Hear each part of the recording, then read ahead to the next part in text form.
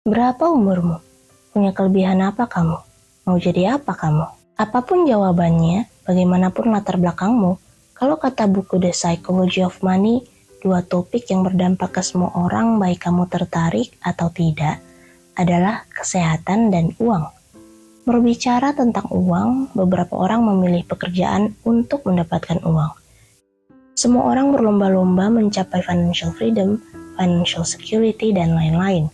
Di zaman sekarang di mana informasi berlalu lalang secepat cahaya, sangat banyak jenis pekerjaan baru yang muncul.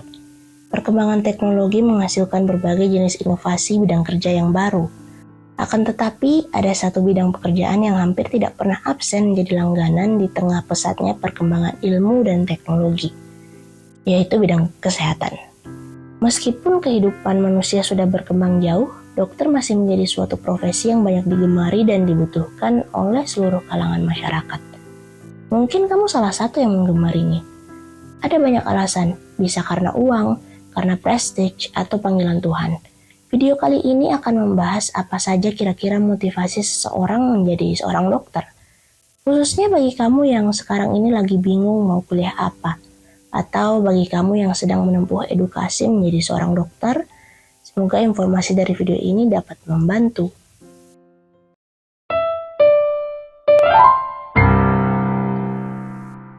Alasan kamu sekarang menonton video ini mungkin karena keluargamu.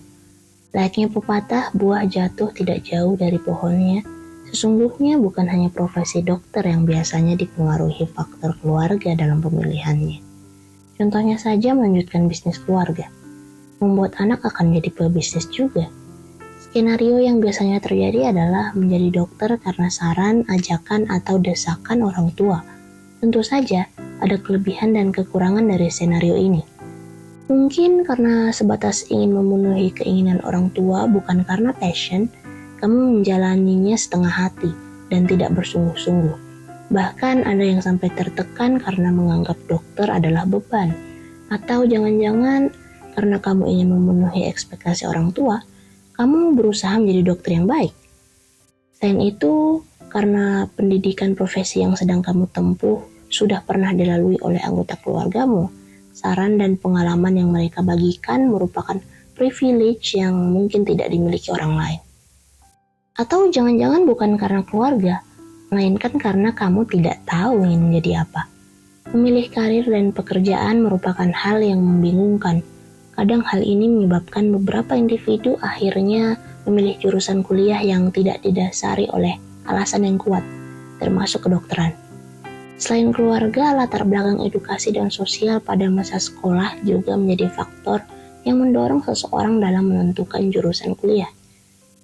Banyak anak SMA yang memilih jurusan kuliah sesuai dengan apa yang temannya inginkan. Ada juga anak SMA yang memiliki nilai bagus dan mengambil jurusan IPA, sehingga merasa sayang untuk tidak masuk ke jurusan yang berhubungan dengan IPA. Ada pula anak SMA yang pintar dan didorong oleh banyak orang untuk menjadi dokter karena suatu stereotipe bahwa dokter harus pintar dan dokter itu keren. Akibat dari dorongan-dorongan eksternal yang tidak langsung ini, beberapa siswa yang mungkin masih bingung dengan jurusannya menjadi terdorong secara pasif untuk memasuki kuliah kedokteran. Sebenarnya apapun jurusan yang kamu pilih, jika tidak didasari oleh motivasi yang kuat, mungkin akan lebih sulit untuk bertahan dan melakukannya dengan maksimal. Khususnya untuk jurusan kedokteran yang telah dikenal sulit, motivasi yang kuat sangat dibutuhkan untuk tidak menyerah. Tidak hanya itu, motivasi untuk ikut-ikutan membuat seseorang individu mempertanyakan apakah keputusannya untuk kuliah kedokteran adalah keputusan yang tepat atau tidak. Dan hal ini dapat ia alami berkali-kali selama periode perkuliahan.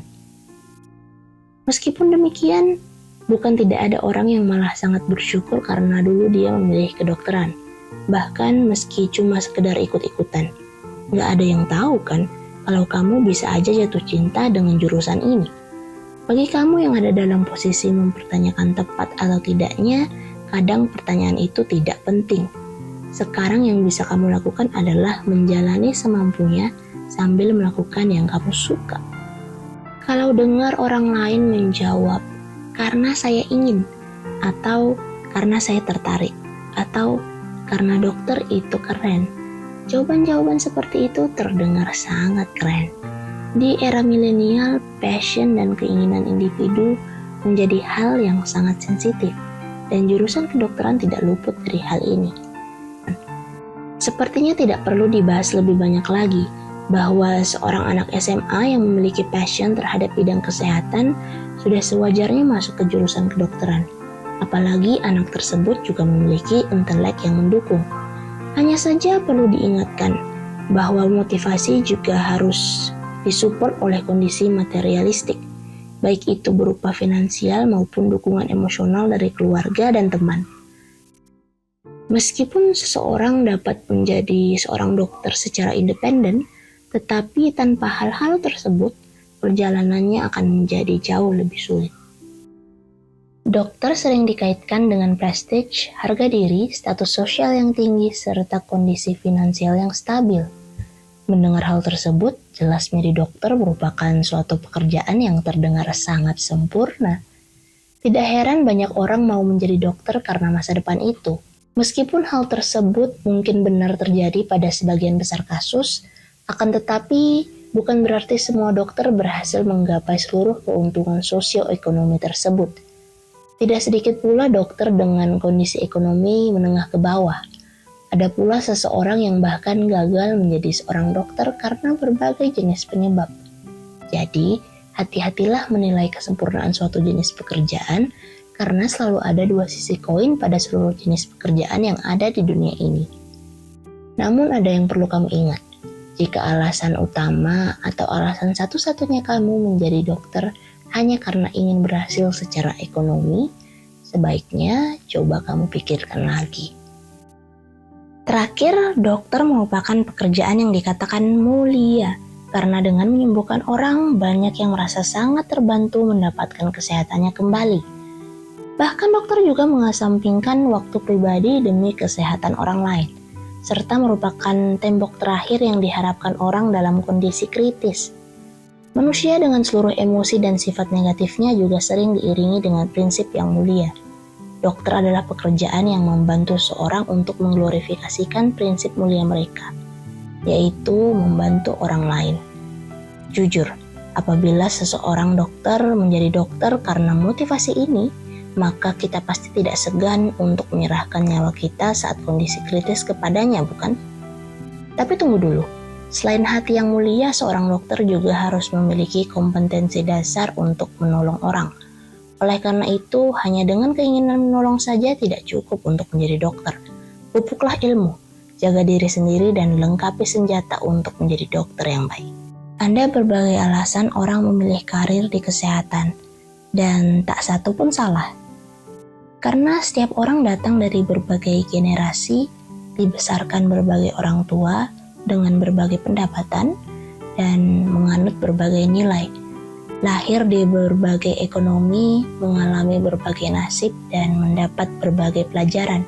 Bagi kamu yang ingin masuk ke jurusan kedokteran tapi bingung, apabila kamu memiliki motivasi yang kuat untuk menjadi dokter, janganlah takut. Bagi kamu yang sedang merasa kesulitan sebagai mahasiswa kedokteran, ingatlah, motivasi awalmu ketika kamu memilih jalan ini apa. Jangan pupus harapan dan tetap semangat. Bagi seluruh teman-teman yang menonton video ini, perlu diingat bahwa dokter adalah seseorang yang menolongmu ketika kamu sakit. Apapun motivasinya, dokter tetaplah profesi yang menolong dan seharusnya dihargai sebagai pilar kesehatan. Oleh karena itu, hai kamu para dokter dan calon dokter, fokuslah pada pendidikanmu demi keselamatan pasien-pasienmu.